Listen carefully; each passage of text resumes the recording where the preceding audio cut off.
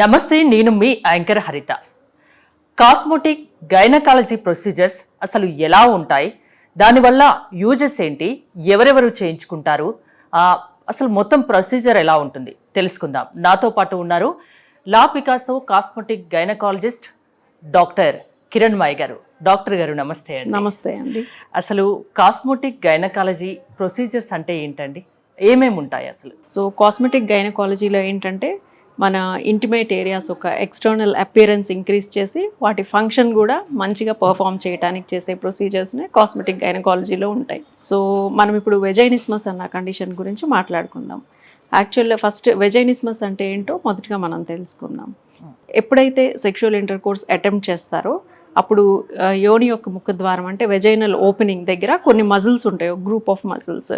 అవేంటంటే వాళ్ళకి తెలియకుండానే గట్టిగా కంట్రాక్ట్ అయిపోయి టైట్గా ఒక వాల్ లాగా అంత రెసిస్టెంట్గా తయారవుతూ ఉంటాయి అన్నమాట. సో దానివల్ల ఏంటంటే ఆ యొక్క సెక్షువల్ ఇంటర్కోర్స్ అన్నది పర్ఫామ్ చేయలేరు. సో చాలామందికి ఈ ప్రాబ్లం ఉంటూ ఉంటుంది. వరల్డ్లో 7% ఆఫ్ ఫీమేల్ పాపులేషన్ ఈ యొక్క ప్రాబ్లం తోటి సఫర్ అవుతూ ఉంటారు. బట్ వాళ్ళు ఎవరికి ఎక్స్ప్రెస్ చేసుకోవాలి అర్థం కాక అసలు దానికి ట్రీట్మెంటే ఉండదు అని ఒక మిస్నోమర్ అన్నమాట. చెప్పుకోవడానికి కూడా ఇబ్బంది, అసలు ఇది ఎలా ఎక్స్ప్లెయిన్ చేసుకోవాలి, అసలు ఎవరికి చేసుకోవాలి ఈ ప్రాబ్లమ్ని అని ఆలోచిస్తూ ఉంటారు. సో గుడ్ న్యూస్ ఏంటంటే దానికి ట్రీట్మెంట్ ఉంది, 100% ట్రీట్మెంట్, మళ్ళీ not even 99%, it's 100% treatment. So ఈ వెజైనిస్మస్ అన్నది మనకి 2 టైప్స్ ఉంటుంది, ప్రైమరీ వెజైనిస్మస్, సెకండరీ వెజైనిస్మస్. సో ప్రైమరీ వెజైనిస్మస్ అంటే for the first time vaginal intercourse attempt చేసినప్పుడు ఈ యొక్క ప్రాబ్లం ఉందని వాళ్ళకి తెలుస్తుంది అన్నమాట. సో సెకండరీ వెజైనిస్మస్ అనేది ప్రీవియస్గా అంత నార్మల్గా ఉండి వేరే అదర్ రీజన్స్ లైక్ ఏదన్నా వెజైనల్ ఇన్ఫెక్షన్స్ ఉన్నప్పుడు పెయిన్ రావటం వల్ల కానీ, ప్రీవియస్గా ఏదన్నా మనకి డెలివరీ టైంలో అక్కడ ఎపిజియోటమీ అని కట్ చేసి బేబీని తీస్తారు కదా, సో ఆ యొక్క వూండ్ సరిగ్గా హీల్ అవ్వకపోవటం వల్ల, ఎక్కువ ఫైబ్రస్ టిష్యూ డెవలప్ అవటం వల్ల అది పెయిన్ కాజ్ చేయొచ్చు. అంతేకాకుండా ఆ ఏరియాలో ఒక్కొక్కసారి బార్థోలెన్సిస్ అని కొన్ని ఇన్ఫెక్షన్స్ ఉంటాయి, వాటిలో కూడా సర్జరీస్ పర్ఫామ్ చేస్తారు. అవి ప్రాపర్గా హీల్ అవ్వనప్పుడు, అవి ఎక్కువ ఫైబ్రస్ టిష్యూ ఫామ్ అయినప్పుడు కూడా ఈ యొక్క పెయిన్ఫుల్ కండిషన్స్ ఉంటూ ఉంటాయి.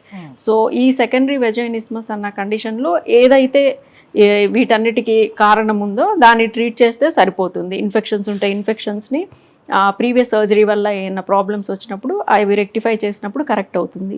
ఈ ప్రైమరీ వెజైనిస్మస్ అన్నది అది యాక్చువల్గా గ్రేడ్స్ ఉంటాయి, grade 1 to 4. Grade 1 and 2 mild ఉంటాయి అన్నమాట. సో వీళ్ళలో ఏంటంటే మనకి ట్రీట్మెంట్ ఆప్షన్స్ వచ్చి ఈ యొక్క పెల్విక్ ఫ్లోర్ ఎక్సర్సైజెస్ అని చేపిస్తాం. సో మజిల్స్ని రిలాక్సేషన్కి కూడా మనం ట్రైన్ అప్ చేస్తాం. నాన్ సర్జికల్ మెథడ్ ఇది ఈ యొక్క వెజైనిస్మస్కి ట్రీట్మెంట్ నాన్ సర్జికల్ మెథడే. అంటే భయపడిన అవసరం లేదు. జనరల్ గా సర్జరీస్ అంటే భయపడతారు, భయపడిన అవసరం లేదు. సో పెల్విక్ ఫ్లోర్ ఎక్సర్సైజెస్ అని పెల్విక్ ఫ్లోర్ మజిల్స్ని ట్రైన్ అప్ చేస్తాం అనమాట. నాట్ ఓన్లీ అవి ఏంటంటే కంట్రాక్షన్లోకి వెళ్తాయి అని చెప్పాను కదా, వాటికి మనం రిలాక్స్ అవటం కూడా అలవాటు చేస్తాం అనమాట పెల్విక్ ఫ్లోర్ మజిల్ ట్రైనింగ్లో. ఇప్పుడు పెల్విక్ ఫ్లోర్ మజిల్ ట్రైనింగ్కి కొత్తగా కిగిల్స్ చైర్ అని వచ్చింది. సో ఆ చైర్లో జస్ట్ కూర్చున్నట్లయితే అదే మనకి హాఫ్ అన్ అవర్లో 12,000 to 13,000 కిగిల్స్ ఎక్సర్సైజెస్ పర్ఫామ్ చేస్తుంది, ఆ మజిల్స్ని కంట్రాక్ట్ చేసి రిలాక్స్ చేసి. సో దట్ ఆ మజిల్ ట్రైన్ అప్ అయ్యి అవి రిలాక్స్ అవటం కూడా నేర్చుకుంటాయి. అంతేకాకుండా సైకోసెక్షువల్ కౌన్సిలింగ్ ఇవ్వాలన్నమాట వాళ్ళకి. ఏంటంటే ఇది మనం టెన్షన్ పడాల్సిన అవసరం ఏం లేదు, కూల్గా ఉండాలి. సో దాని గురించి ఓవర్ థింక్ చేసి ఇంకా స్ట్రెస్కి గురయ్యి అట్లా వాళ్ళు ఏంటంటే ఈ యొక్క మజిల్స్ కంట్రాక్ట్ అయినప్పుడు ఇంకా స్ట్రెస్ ఫీల్ అయ్యి ఇంకా కంట్రాక్ట్ చేస్తారనమాట. సో అదొక సైకిల్ లాగా ఇది వెజైనిస్మస్ అన్న కండిషన్ ఇంకా సివియర్ గ్రేడ్కి కూడా వెళ్ళిపోతూ ఉంటుంది. సో వాళ్ళకి మనం కౌన్సిలింగ్ ఇవ్వాలి, psychosexual counselling and pelvic floor muscle training ఇవ్వాలి. అది grade 1 and 2 procedures. Grade 1 and 2 problem ఉన్న వాళ్ళకి. గ్రేడ్ 3 and 4 ప్రాబ్లమ్స్ ఉన్న వాళ్ళు చాలా సివియర్గా ఉంటుంది అనమాట. జస్ట్ గైనకలాజికల్ ఎగ్జామినేషన్ కూడా వాళ్ళు అలౌ చేయరు, డాక్టర్ని ఎగ్జామిన్ చేయడానికి కూడా అలౌ చేయరు అనమాట. ఈ కండిషన్స్లో ఏంటంటే చాలా వండర్ఫుల్ ట్రీట్మెంట్ ఉంది. అదేంటంటే బోటిలినం, బోటాక్స్ ఇంజెక్షన్ అంటారు. యూజువల్గా ఆ బోటాక్స్ అన్న ఇంజెక్షన్ ఏంటంటే మజిల్స్ని కంట్రాక్షన్ స్టేట్లోకి వెళ్లకుండా రిలాక్స్డ్ స్టేట్లో ఉండేలా చేస్తుంది అన్నమాట. సో యాక్చువల్గా మజిల్ కంట్రాక్ట్ అవ్వాలంటే ఎస్టైల్ కోలిన్ అనే ఒక సబ్స్టెన్స్ రిలీజ్ అవ్వాలి. సో ఈ యొక్క బోటాక్స్ అన్నది ఆ ఎస్టైల్ కోలిన్ అన్న సబ్స్టెన్స్ని రిలీజ్ అవ్వకుండా చేస్తుంది, దానివల్ల మజిల్స్ రిలాక్స్ అవుతూ ఉంటాయి. So this is just 5 minutes ఇవన్నీ advanced treatments yes advance treatments 5 minutes procedure. మనము ఫస్ట్ అండ్ సెకండ్ డిగ్రీ వాళ్ళకి ఈ ఇంజెక్షన్స్ ఏం అవసరం లేదు, జస్ట్ పెల్విక్ ఫ్లోర్ ట్రైనింగ్ తోటి సరిపోతుంది, కౌన్సిలింగ్ ఇచ్చేస్తే సరిపోతుంది. సో వీళ్ళకి ఈ ఇంజెక్టబుల్స్ అవసరం. ఒకవేళ వాళ్ళు టాలరేట్ చేస్తే మనం డైరెక్ట్ వితౌట్ ఎనస్థీషియా కూడా ఇచ్చేయచ్చు. వాళ్ళు ఆల్రెడీ యాంగ్షియస్గా ఉంటారు కాబట్టి మైల్డ్ ఒక జస్ట్ 2 to 3 minutes ఎనస్థీషియా ఇచ్చేసి ఈ ఇంజెక్షన్స్ ఆ యొక్క వెజైనల్ మజిల్స్ ఏ మజిల్స్ అయితే ఈ యొక్క కంట్రాక్షన్స్ కాజ్ చేస్తున్నాయో ఐడెంటిఫై చేయాలి. ఇది మోస్ట్ ఎక్స్పీరియన్స్డ్ వాళ్ళతో చేయించుకోవాలి. ఐడెంటిఫై చేసి ఆ మజిల్స్ని ఎగ్జాక్ట్లీ మనం ఆ మజిల్స్కి ఇంజెక్ట్ చేసినప్పుడు అవి కంట్రాక్ట్ అవ్వకుండా రిలాక్స్డ్ స్టేట్లోకి వెళ్ళిపోతాయి. అంతేకాకుండా ఈ యొక్క ప్రొసీజర్ అయిపోయిన తర్వాత ఫస్ట్ ఒక 15 to 20 days వరకు వెజైనల్ డైలేటార్స్ అని ఉంటాయి. ఈ యొక్క వెజైనల్ డైలేటార్స్ డిఫరెంట్ సైజెస్లో ఉంటాయి. సో వాళ్ళని ఇంట్రడ్యూస్ చేసుకోమని చెప్పాలి వెజైనాలో according to sizes. Improve treatment అయిపోయాక ఎలాంటి కేర్ తీసుకోవాలి ఏంటి అనేది మీరు చాలా క్లియర్ గా చెప్తారు. సో ఫ్యూచర్ లో ఆ ప్రాబ్లం రాకుండా ఉంటుంది. సో ఈ యొక్క బోటాక్స్ అన్నది 6 months వరకు పనిచేస్తుంది వాళ్ళకి. సో ఈ 6 months లో వాళ్ళు ఈ టైప్ ఆఫ్ దీనికి అకస్టమ్ అయిపోతారు. ఇంకా తర్వాత వాళ్ళకి పెయిన్ కానీ ఇటువంటివి ఏమి ఉండవు. సో సింగిల్ సిట్టింగ్ లో ఇది క్యూర్ అయిపోతూ ఉంటుంది. సో చాలా మంది ఇది ఎవరికి చెప్పుకోవాలి ఏంటి అని తెలియక మన వీడియో ద్వారా అందరికీ తెలుస్తుంది. ప్రాబ్లం ఫేస్ చేస్తున్న వాళ్ళు ఎవరైనా మీ దగ్గరికి రావచ్చు. It's very simple, 100% results. So ఇది ఆప్ట్ చేసుకోవచ్చు. చివరికి వీళ్ళకి ఏంటంటే ఆ డిస్టర్బెన్స్ వల్ల చిల్డ్రన్ కూడా లేకపోవడం ఇటువంటివి ఉంటాయి. వాళ్ళు ఏంటంటే ఎవరికి చెప్పుకోవాలి అర్థం కాక డైరెక్ట్ IVF ప్లాన్ చేసుకుంటారు, ఇన్విట్రో ఫర్టిలైజేషన్. సో అలా చేసుకోవాల్సిన అవసరం ఏం లేదు, దీనికి ట్రీట్మెంట్ ఉంది. సో ఎవరైనా ఇటువంటి ప్రాబ్లమ్స్ ఉన్నప్పుడు డైరెక్ట్గా మీ కాస్మెటిక్ గైనకాలజిస్ట్ని అప్రోచ్ అయ్యి ఈ ట్రీట్మెంట్స్ తీసుకోవచ్చు. ఇంటిమేట్ ఏరియా వైట్నింగ్ అంటారు కదా, అది ఏంటి, ఎలా చేస్తారు ఆ ప్రొసీజర్? సో ఇంటిమేట్ ఏరియా అంటే యోని యొక్క ముఖద్వారం వద్ద దాని పక్కన ఉన్న ఏరియాని మనం ఇంటిమేట్ ఏరియా అంటాం. యూజువల్గా ఇంటిమేట్ ఏరియాస్లో నార్మల్గా ఉన్న స్కిన్ కంటే కూడా కొద్దిగా డార్క్గా ఉంటుంది, దట్ ఈజ్ న్యాచురల్. కానీ కొంతమందిలో ఏంటంటే కొన్ని కండిషన్స్, ప్రెగ్నెన్సీలో హార్మోన్స్ ఎక్కువ రిలీజ్ అవ్వటం వలన పిగ్మెంట్ ఎక్కువ ఫామ్ అవుతుంది, మెలనిన్. అంతేకాకుండా కొన్ని మెలనిన్ ప్రొడ్యూసింగ్ డిసీజెస్ ఉంటాయి, PCOD అన్న కండిషన్ ఉంటుంది. అంతేకాకుండా కొన్ని ఇన్ఫెక్షన్స్ ఉంటాయి, ఇన్ఫెక్షన్స్లో సెక్రీషన్స్ వచ్చి అక్కడ డిపాజిట్ అయ్యి దానివల్ల ఆ యొక్క ఏరియా అంతా డార్క్ అయిపోతూ ఉంటుంది. కొన్ని హార్మోన్స్ రిలీజ్ అవ్వటం వల్ల ఆ ఏరియా డార్క్ అయిపోతూ ఉంటుంది. అంతేకాకుండా ఆ ఏరియా ఎక్కువ ఫ్రిక్షన్కి గురవుతూ ఉంటుంది కాబట్టి ఫ్రిక్షన్ వల్ల కూడా పిగ్మెంటేషన్ వస్తూ ఉంటుంది. సో ఈ పిగ్మెంటేషన్ అలా ఉండటం వల్ల ఏంటంటే కొంతమందికి అపియరెన్స్ మంచిగా లేదని వాళ్ళు ఇంటర్నల్గా ఫీల్ అవుతారనమాట. So they should feel good, not only look good, feel good అనమాట. సో వాళ్ళు ఏంటంటే కొద్దిగా కాన్ఫిడెన్స్ లెవెల్స్ తగ్గిపోవటం ఇటువంటివి జరుగుతూ ఉంటాయి.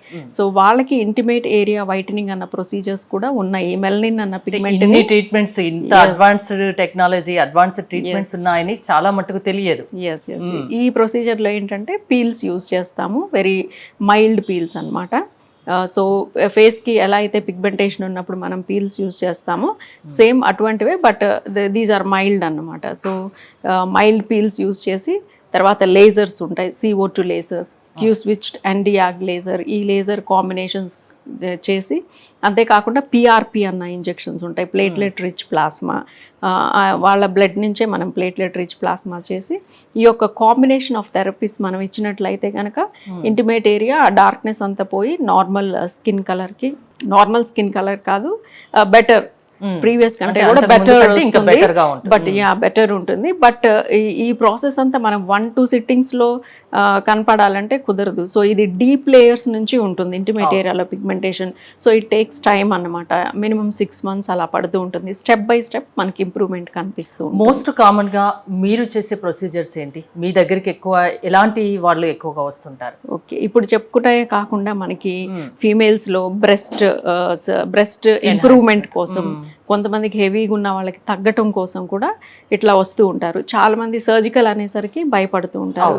సో వాళ్ళలో మనకి నాన్ సర్జికల్గా కూడా ఇవి కరెక్ట్ చేయొచ్చు అన్నమాట. సో ఎక్కువ ఉన్న వాళ్ళకి సైజ్ తగ్గించడం కోసం ఫ్యాట్ డిజాల్వింగ్ ఇంజెక్షన్స్ ఉంటాయి. సో అవి ఇచ్చి నాన్ సర్జికల్గా మనం కరెక్ట్ చేయొచ్చు. అంతేకాకుండా తక్కువ ఉన్న వాళ్ళకి ఎక్కువ వాల్యూమ్ ఆఫ్ బ్రెస్ట్ కావాలనుకున్నప్పుడు మనం కొన్ని ప్రొసీజర్స్ ఏంటంటే బ్రెస్ట్ ఫిల్లర్స్ ఉంటాయి, hyaluronic acid fillers.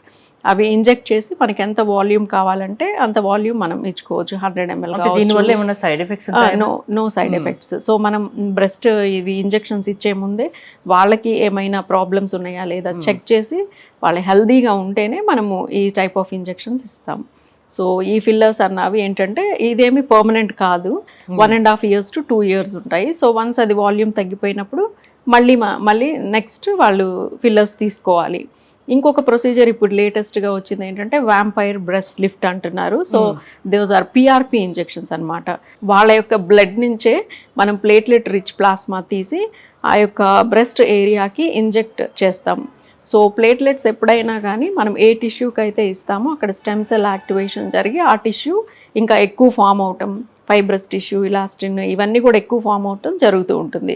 So that volume increase అవుతూ ఉంటుంది. సో ఇవి కూడా మంత్లీ 1 session 6 to 8 sittings తీసుకున్నట్లయితే ఇవి మన బాడీలో నుంచే ఆ యొక్క సెల్స్ తయారవుతాయి కాబట్టి అవి పర్మనెంట్గా లాంగ్ లాస్టింగ్గా కూడా ఉంటాయి. ఇప్పుడు ఫిల్లర్స్ లాగా అవి మెల్ట్ అయిపోవటం ఇటువంటివి ఏమి ఉండవు. వన్స్ అవి ప్రొడ్యూస్ అయినాయి అంటే చాలా రోజుల వరకు ఉంటూ ఉంటాయి. సో ఇది వ్యాంపైర్ బ్రెస్ట్ లిఫ్ట్ అన్నది ఇప్పుడు లేటెస్ట్ ప్రొసీజర్.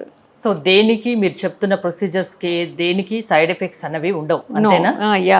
సో మీ దగ్గర ట్రీట్మెంట్ చేయించుకోవాలి అంటే మీరు ఎక్కడ అవైలబుల్గా ఉంటారు, మిమ్మల్ని ఎలా అప్రోచ్ అయ్యేది? యా, ఇక్కడ La Picasso cosmetic gynaecology centre east Maredpally సికింద్రాబాద్లో ఉందండి. అక్కడ అప్రోచ్ అవ్వచ్చు. కావాలంటే కాల్ చేసి అపాయింట్మెంట్ తీసుకోండి. It's better if they take prior appointment. So ప్రతి దానికి సొల్యూషన్ ఉంది.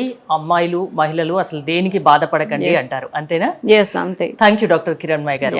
మీరు డాక్టర్ కిరణ్మయి గారి దగ్గర ట్రీట్మెంట్ చేయించుకోవాలి అనుకుంటే స్క్రీన్ పై స్క్రోల్ అవుతున్న నెంబర్స్కి కాల్ చేసి కాంటాక్ట్ అవ్వండి. చూస్తూనే ఉండండి సుమన్ టీవీ.